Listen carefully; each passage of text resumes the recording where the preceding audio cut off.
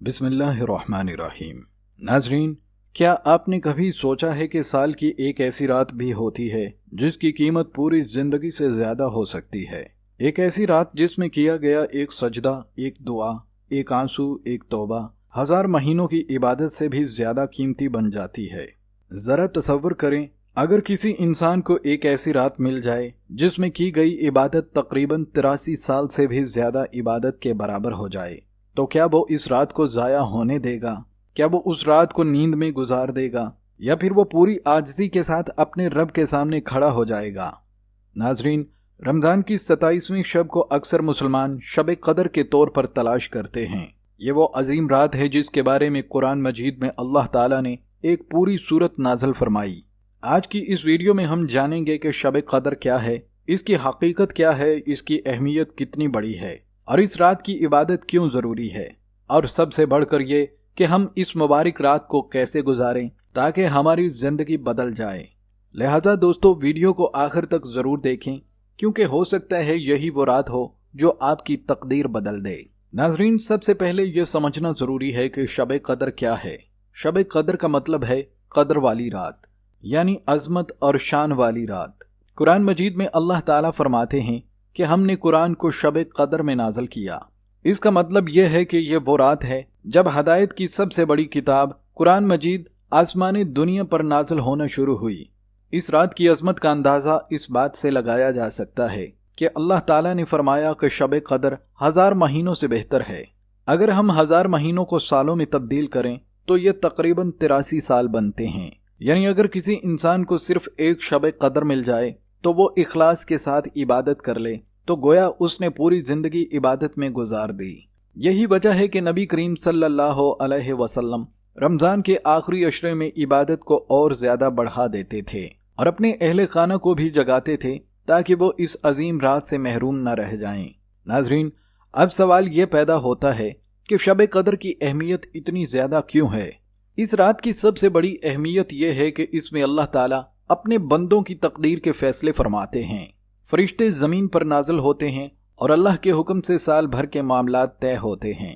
इस रात में रहमत के दरवाजे खुल जाते हैं, गुनाह माफ हो जाते हैं और अल्लाह ताला अपने बंदों की दुआएं कबूल फरमाता है। नाजरीन, बहुत से लोग ये सवाल करते हैं कि क्या 27वीं शब ही शब कदर है। दरअसल कुरान और हदीस में शब कदर की सही तारीख वाज़े तौर पर नहीं बताई गई, बल्कि नबी करीम ने फरमाया कि इसे रमजान के आखिरी अशरे की ताक रातों में तलाश करो, यानी 21, 23, 25, 27 और 29 की रातों में। लेकिन उम्मत मुसलमा में ज्यादातर उलमा का ख्याल है कि 27वीं शब को शब कदर होने का ज्यादा इम्कान होता है। यही वजह है कि दुनिया भर के मुसलमान इस रात को खसूसी इबादत करते हैं। लेकिन याद रखें कि असल मकसद सिर्फ एक रात नहीं, पूरे आखिरी अशरे में इबादत को बढ़ाना है। नाजरीन, अब बात करते हैं शब कदर हमें क्यों चाहिए, इसकी ज़रूरत क्यों है। हकीकत यह है कि इंसान खता का पुतला है। हम रोज़ाना गलतियां करते हैं, गुनाह करते हैं, गफलत में पड़ जाते हैं। लेकिन अल्लाह ताला की रहमत इतनी वसी है कि उसने हमें एक ऐसी रात अता की जिसमें हम अपनी ज़िंदगी का रुख बदल सकते हैं। शब कदर दरअसल अल्लाह की तरफ से एक मौका है, एक नया आगाज करने का मौका। ये वो रात है जब एक गुनहगार इंसान भी अल्लाह का महबूब बंदा बन सकता है। ये वो रात है जब एक मायूस दिल उम्मीद से भर सकता है। ये वो रात है जब एक टूटा हुआ इंसान अल्लाह के सामने रोकर अपनी तकदीर बदल सकता है।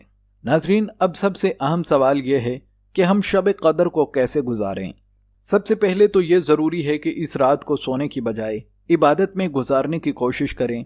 सबसे बेहतरीन इबादत नमाज है। इस रात नफल नमाज पढ़ें, तहज्जुद अदा करें और दिल से अल्लाह के सामने खड़े हो जाएं। इसके बाद कुरान मजीद की तलावत करें, क्योंकि ये कुरान की रात है।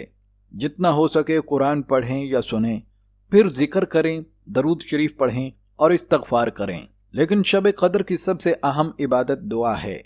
नबी करीम सल्लल्लाहु अलैहि वसल्लम ने हज़रत आयशा रज़ी अल्लाह ताला अन्हा को एक ख़ास दुआ सिखाई थी। अल्लाहुम्मा इन्नका अफ़्वन तुहिब्बुल अफ़ू फ़अफ़ु अन्नी, यानी ऐ अल्लाह, बेशक तू माफ़ करने वाला है, माफ़ी को पसंद करता है, बस मुझे भी माफ़ फरमा दे। नाजरीन, इस रात दुआ करते वक्त सिर्फ दुनिया की चीज़ें न मांगें, बल्कि आखिरत की कामयाबी मांगें। اللہ سے ہدایت مانگیں، گناہوں کی معافی مانگیں، اپنے والدین کے لیے دعا کریں، اپنی اولاد کے لیے دعا کریں اور پوری امت مسلمہ کے لیے دعا کریں، کیونکہ شب قدر وہ رات ہے جب دل سے نکلی ہوئی دعا سیدھی آسمان تک پہنچتی ہے۔ ناظرین، ایک اور اہم بات یہ ہے کہ اس رات صرف عبادت ہی نہیں بلکہ اخلاص بھی ضروری ہے۔ اگر عبادت صرف دکھلاوے کے لیے ہو تو اس کا کوئی فائدہ نہیں ہوتا۔